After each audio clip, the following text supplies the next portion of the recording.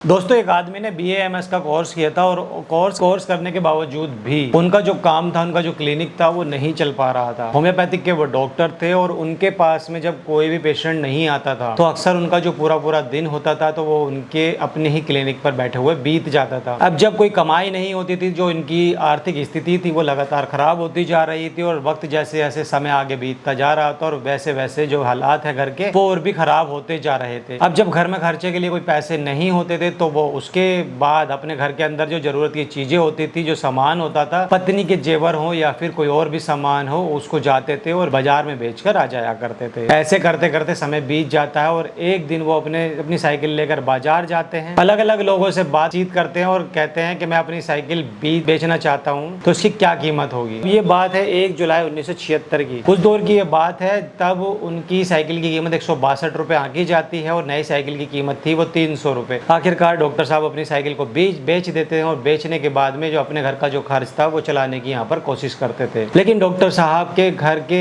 अंदर कई दिन के बाद, एक सप्ताह भी नहीं बीता था, वो पुलिस की यहाँ पर रेड पड़ जाती है और जब पुलिस उनके घर पर आती है और उनके घर की तलाशी ली जाती है तो उनके घर के अंदर 4600 रुपए की नकदी निकलती है और साथ ही उनके घर के अंदर सोने और चांदी के 46 अलग अलग तरीके के आभूषण निकलते हैं। पुलिस जब उनसे पूछताछ करती है तो आखिरकार तुम्हारे पास इतना पैसा ये कहाँ से आया है, और जबकि हमने बाजार में पता किया है कि तुमने अभी तक अपनी पत्नी के जेवर हो या फिर जरूरत के जो सामान हो घर का, वो सब कुछ तो तुमने बेच दिया है, लेकिन ये नकदी तुम्हारे घर पर कहां से आई, ये जेवर कहां से आए हैं। तो डॉक्टर साहब इस बात का सही से जवाब नहीं दे पाते हैं और तभी 9 कत्ल का यहाँ पर खुलासा हो जाता है और एक ही परिवार के 9 लोगों का वो बहुत बुरी से तरीके से कत्ल हो जाता है। अब मैं बताने की कोशिश करता हूँ कि आखिरकार 9 लोग कौन थे जिनका कत्ल हुआ था। और आज जो ये सच्ची घटना है जो मैं आज आपको सुनाने जा रहा हूँ, ये सच्ची घटना है मध्य प्रदेश के जिला ग्वालियर की। दरअसल वहाँ पर एक मोहल्ला लगता है, उसका नाम है लश्कर, और वहाँ पर एक इलाका है खल्लासीपुरा और उसे सिंधे की छावनी भी वहाँ पर उसको कहते हैं। दोस्तों 6 जुलाई 7 साल 1976 की ये बात है और दिन निकलने के बाद से ही अजीब सी दुर्गंध आ रही थी और मोहल्ले के जो लोग थे वो परेशान हो जाते हैं, सोचने पर मजबूर हो जाते हैं कि आखिरकार ये जो बदबू है ये कहाँ से आ रही है। तभी लोग आपस में घुसुर फुसुर करते हैं और उसके बाद दोस्तों एक आदमी ने BA MS का कोर्स किया था और कोर्स करने के बावजूद भी उनका जो काम था, उनका जो क्लिनिक था वो नहीं चल पा रहा था। होम्योपैथिक के वो डॉक्टर थे और उनके पास में जब कोई भी पेशेंट नहीं आता था तो अक्सर उनका जो पूरा दिन होता था तो वो उनके अपने ही क्लिनिक पर बैठे हुए बीत जाता था। अब जब कोई कमाई नहीं होती थी, जो इनकी आर्थिक स्थिति थी वो लगातार खराब होती जा रही थी और वक्त जैसे जैसे समय आगे बीतता जा रहा था और वैसे वैसे जो हालात है घर के वो और भी खराब होते जा रहे थे। अब जब घर में खर्चे के लिए कोई पैसे नहीं होते थे तो वो उसके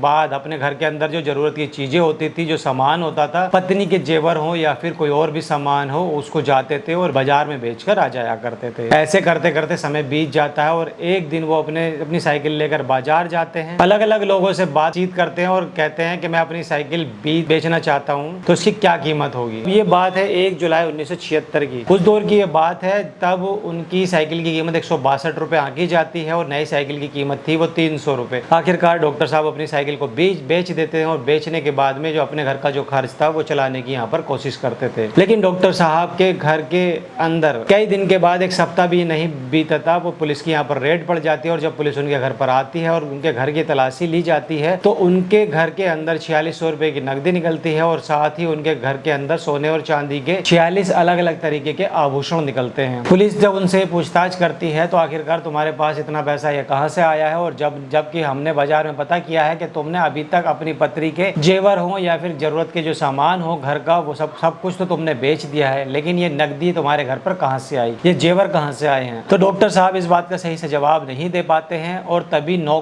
कत्ल का यहाँ पर खुलासा हो जाता है और एक ही परिवार के 9 लोगों का वो बहुत बुरी से तरीके से कत्ल हो जाता है। अब मैं बताने की कोशिश करता हूँ कि आखिरकार 9 लोग कौन थे जिनका कत्ल हुआ था। और आज जो ये सच्ची घटना है जो मैं आज आपको सुनाने जा रहा हूँ, ये सच्ची घटना है मध्य प्रदेश के जिला ग्वालियर की। दरअसल वहाँ पर एक मोहल्ला लगता है, उसका नाम है लश्कर, और वहाँ पर एक इलाका है खल्लासीपुरा और उसे सिंधे की छावनी भी वहाँ पर उसको कहते हैं। दोस्तों 6 जुलाई 7 साल 1976 की ये बात है और दिन निकलने के बाद से ही अजीब सी दुर्गंध आ रही थी और मोहल्ले के जो लोग थे वो परेशान हो जाते हैं, सोचने पर मजबूर हो जाते हैं कि आखिरकार ये जो बदबू है ये कहाँ से आ रही है। राम बाबू, और जिसकी उम्र लगभग 16 साल थी, उसकी भी लाश थी, और छोटा बेटा घनश्याम उर्फ पप्पू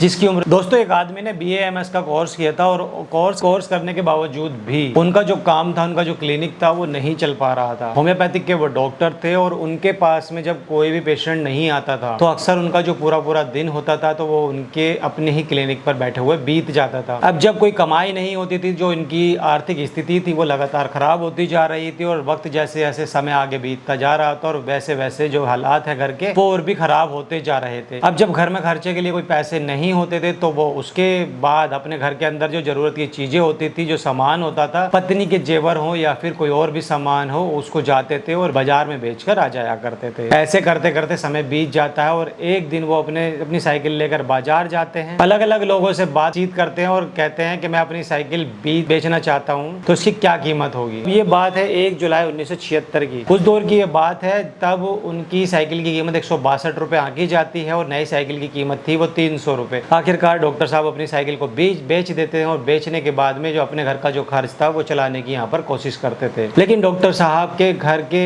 अंदर कई दिन के बाद, एक सप्ताह भी नहीं बीता था, वो पुलिस की यहाँ पर रेड पड़ जाती है और जब पुलिस उनके घर पर आती है और उनके घर की तलाशी ली जाती है तो उनके घर के अंदर 4600 रुपए की नकदी निकलती है और साथ ही उनके घर के अंदर सोने और चांदी के 46 अलग अलग तरीके के आभूषण निकलते हैं। पुलिस जब उनसे पूछताछ करती है तो आखिरकार तुम्हारे पास इतना पैसा ये कहाँ से आया है, और जबकि हमने बाजार में पता किया है कि तुमने अभी तक अपनी पत्नी के जेवर हो या फिर जरूरत के जो सामान हो घर का, वो सब कुछ तो तुमने बेच दिया है, लेकिन ये नकदी तुम्हारे घर पर कहाँ से आई, ये जेवर कहाँ से आए हैं। तो डॉक्टर साहब इस बात का सही से जवाब नहीं दे पाते हैं और तभी 9 कत्ल का यहाँ पर खुलासा हो जाता है और एक ही परिवार के 9 लोगों का वो बहुत बुरी से तरीके से कत्ल हो जाता है। अब मैं बताने की कोशिश करता हूँ कि आखिरकार 9 लोग कौन थे जिनका कत्ल हुआ था। और आज जो ये सच्ची घटना है जो मैं आज आपको सुनाने जा रहा हूँ, ये सच्ची घटना है मध्य प्रदेश के जिला ग्वालियर की। दरअसल वहाँ पर एक मोहल्ला लगता है, उसका नाम है लश्कर, और वहाँ पर एक इलाका है खल्लासीपुरा और उसे सिंधे की छावनी भी वहाँ पर उसको कहते हैं। दोस्तों 6 जुलाई 7 साल 1976 की ये बात है और दिन निकलने के बाद से ही अजीब सी दुर्गंध आ रही थी और मोहल्ले के जो लोग थे वो परेशान हो जाते हैं, सोचने पर मजबूर हो जाते हैं कि आखिरकार ये जो बदबू है ये कहाँ से आ रही है, आखिर क्यों किया गया है। रात भर अधिकारी को यहाँ पर इंतजाम किया जाता है क्योंकि ये दोस्तों उस दौर की बात है जिस दौर के अंदर ना तो कोई वाहन हुआ करता था,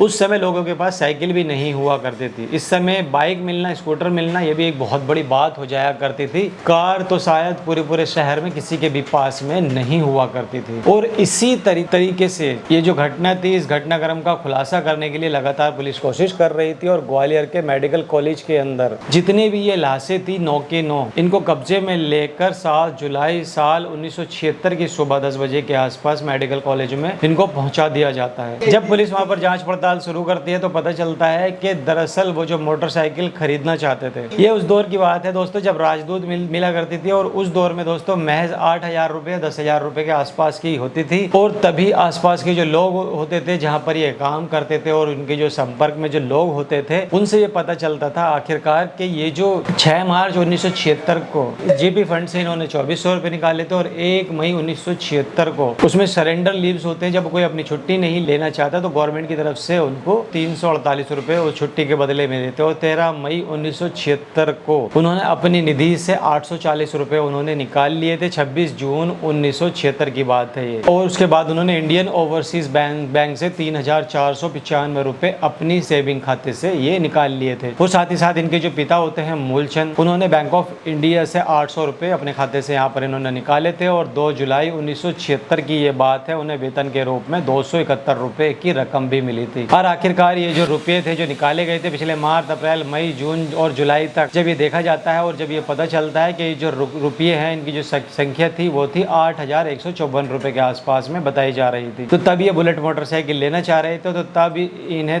लगभग 10 से 11,000 रुपए के आसपास इकट्ठा करने थे। यानी कि 4-5 महीने के खर्चे के हिसाब से अगर हम यहाँ पर बात कर लेते हैं तो अगर 500-700 रुपए खर्च भी हुए होंगे तो लगभग इनके आसपास 7,500 रुपए के आसपास रहे होंगे। और इसमें एक राजदूत और एक आराम से एक दूसरी मोटरसाइकिल भी आ सकती है। और तब ये आसपास के लोगों से ये पता चलता है, पूछने पर और जांच पड़ताल होती है और जहाँ पर ये काम करते थे तो ये जो खुशी का एक अलग ही माहौल था उनके पास में और ये बहुत जल्दी मोटरसाइकिल इनके पास आने वाली थी। अब जब लोगों से पूछताछ की जाती थी कि किसी की इनसे कोई दुश्मनी तो नहीं है, किसी कोई इनके यहाँ आता तो नहीं है, जाता तो नहीं है, और किसी को ये नहीं पता था कि इनके पास इतने पैसे हो सकते हैं और साल। अब जब लोगों से पूछताछ की जाती है तो लोगों से किसी की दुश्मनी तो नहीं है, इनके यहाँ तो कोई आता तो नहीं है, कोई जाता तो नहीं है, और किसी को ये नहीं पता था कि ये इनके पास में इतनी बड़ी रकम है, इतने सारे इनके पास पैसे हो सकते हैं। और साल 1976 में लगभग 8,154 रुपए के आसपास की इनके पास रकम थी। तब इसके बाद ये पता चलता है कि राम स्वरूप का एक ही सबसे खास दोस्त होता है और 2 कि सर्वेश्वर प्रसाद शर्मा होता है, और सर्वेश्वर प्रसाद शर्मा जो कि पेशे से डॉक्टर होता है। हालांकि राम स्वरूप भी वैसे तो वो सरकारी नौकरी करते थे और ये भी होम्योपैथी के चिकित्सक होते हैं, और तीनों ने मिलकर एक साथ में प्रैक्टिस की थी, और ये भी अपनी कभी कभार जो क्लिनिक होता है वो इसको खोलकर बैठ जाया करते हैं। अब ऐसी स्थिति के अंदर इन्होंने, जब पुलिस ने यहाँ पर जांच पड़ताल करना शुरू होती थी, तो सर्वेक्षण प्रसाद जो शर्मा होते हैं और जो राम स्वरूप होते हैं, इन दोनों की बहुत अच्छी दोस्ती बताई जाती थी, और कभी भी यहाँ आ सकते थे, कभी भी यहाँ से जा सकते थे। पास में भी एक टेम्पो चलाने वाला व्यक्ति होता है, और वो व्यक्ति कहता है कि ये जो डॉक्टर साहब हैं सर्वेक्षण प्रसाद शर्मा, इनको मैंने इनके घर पर 4 जुलाई 1976 की रात लगभग 8 बजे के आसपास उन्हीं के घर के,